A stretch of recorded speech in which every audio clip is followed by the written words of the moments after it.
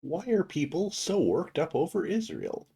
In terms of global impact, Ukraine should have a far greater potential to alter the outcome of your life and economy than Israel would. Yet we see Israel clearly working people up far more than Ukraine ever did. In this video, I'm going to attempt to explain things as much as possible from all sides. I'm going to do my best to explain what it's like to walk a mile in the other party's shoes. So hopefully you will take this as food for thought. This is going to be a multi-part video. This first video is going to be a Jewish perspective, uh, followed by a Palestinian perspective in the next video. There will be a Christian perspective, probably a handful of others, and then ultimately the state of the current US left and how they look at the situation and why they do the way they do. So, from the Jewish perspective, it's pretty hard for those of us who aren't Jewish to do this. The historical path they've taken as a people is so much different than others that it's hard to comprehend how they may think about things.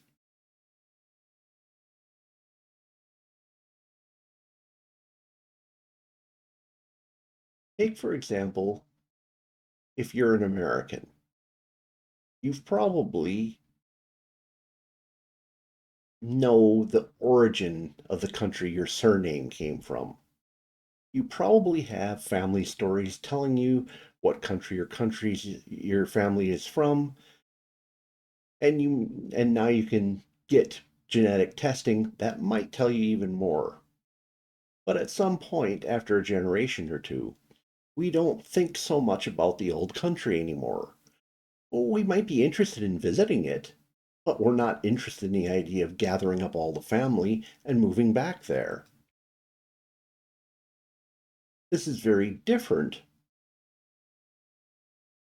for the Jews who may or may not want to live there, but they have a very strong attachment to the country nonetheless, an attachment to a place that they may never have been, and their families may not have been there for untold generations, or they may not have any direct genealogical lineage to the place at all. Yet there's an attachment, very different from what Catholics feel for the Vatican City or what Muslims feel for Mecca and Medina. So, what's going on? Well, the Jewish people have an interesting cohesiveness and sense of expanded community, almost bordering how we might have viewed the clan system in Europe hundreds of years ago. And this is both a blessing and a curse to them.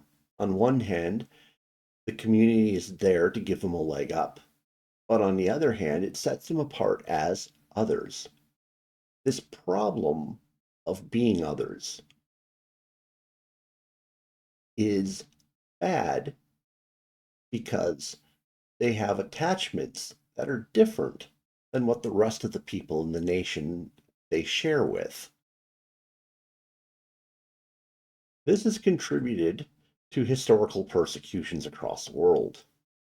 When you look at a place that historically has become hostile to Jews, it's easy to forget that the reason Jewish people moved there in the first place is because at one time they were welcomed and the place seemed safe and secure.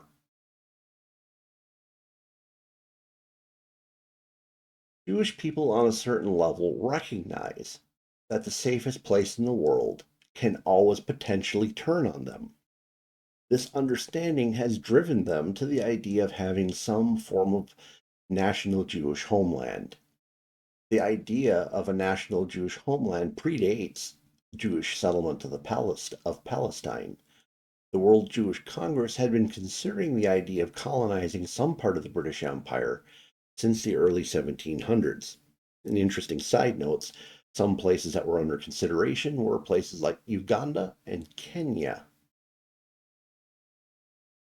Because the Holy Land features so prominently in all of Jewish culture, it's only natural they'd have a yearning for that to be the place of the Jewish homeland.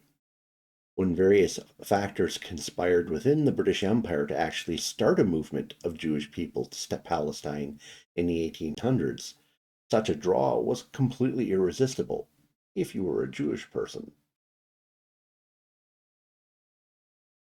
Up until World War I, Germany was considered a safe haven for the Jewish people. If one takes into consideration how quickly Germany changed from safe haven status to the most dangerous event to ever occur to the Jewish people, you can understand why Jewish people would get an overwhelming need to have a safe place. And in 1945, the already partially settled area of Palestine was beyond irresistible. Here was a place being created as a home for Jewish people, a place to be run by Jewish people. The British Mandate was about to expire and was taken over by the UN. Within a handful of years, a Jewish state, in the place that the Jewish people revered the most, was clearly about to occur. What else could they do but move there and take advantage of it? When it came time for the Jewish Palestinians and Arab Palestinians to decide to agree on the division of Palestine based on the UN mandate, the Jewish people agreed and the Palestinians did not. The result was a civil war where the Jewish Palestinians declared the State of Israel. Now, to be totally fair, the Israeli Jewish choice to agree to the mandate was a choice of mixed motives. They were being offered land, and something is always better than nothing. Some of them probably would have been satisfied with the two-state system being set up by the mandate. However, it's likely that some Israelis accepted the mandate purely legally ingratiate themselves to the West. Certainly, some of the Jewish Israelis had an idea of a much grander Israel than the one that was initially declared after the mandate. Israel was attacked in 1948 at its inception. Several more wars would occur over time. Some of them uh, may have been preemptive on Israel's part. Some of them were definitely preemptive on the Arabs' part. But ultimately, people have a right to defend themselves. It's a natural right. And people have a right to organize themselves into nations for the purpose of defending themselves. So, what we'll be getting into in the next video is the Palestinian perspective. After that, we'll talk a little bit about the concept of why, at least from the Zionist perspective, equating being anti-Israel is the same as being anti-Semitic, and basically understand it from their perspective, so it's a little bit easier to wrap your head around why things are the way they are. We'll talk a little bit about Christian Zionism and work our way up ultimately to talking about the current pro-Hamas protesters in the streets of America and some of the other Western nations. All right, so feel free to comment below. I'm pretty open-minded in what you might say. Try to be at least a little bit civil. If if if you have something you have a huge disagreement with, try to approach it from an unemotional point of view before typing. I mean, I'm probably not going to delete anything, but again, let's try to keep it civil. Please smash the like button. Uh, if the YouTube algorithm brought you here and you're not a regular subscriber, take a look at my other titles.